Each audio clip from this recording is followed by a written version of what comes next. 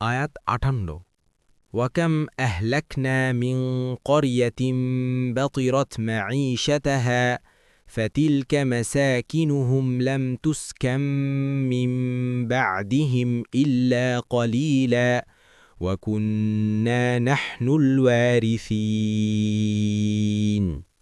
অনুবাদ: আর আমরা বহু জনপদকে ধ্বংস করেছি, যার বাসিন্দারা নিজেদের ভোগ সম্পদের অহংকার করত।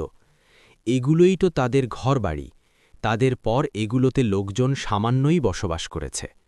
আর আমরাই তো চূড়ান্ত ওয়ারিশ, প্রকৃত মালিক। তাফসির ১ নং ফুটনোটের বিবরণ। এখানে অর্থ হবে, এই যে অতীত সম্প্রদায়সমূহের যেসব জনপদকে আল্লাহর আযাব দ্বারা বিধ্বস্ত করা হয়েছিল, এখন পর্যন্ত এসব জনপদগুলোতে মানুষ সামান্যই মাত্র বাস করছে।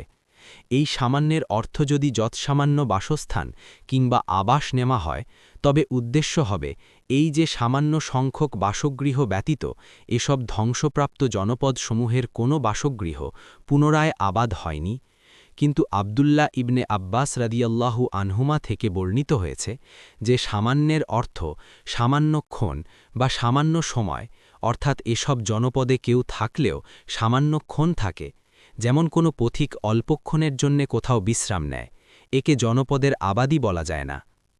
আয়াত ৫৯ ওয়ামা কানা রব্বুকা মুহলিকাল কুরা হাত্তা ইয়াবআসা ফি উম্মিহা রাসূলান ইয়াতলু আলাইহিম আয়াতিনা ওয়ামা কুন্না মুহলিকিল কুরা ইল্লা ওয়া আহলুহা যালিমুন।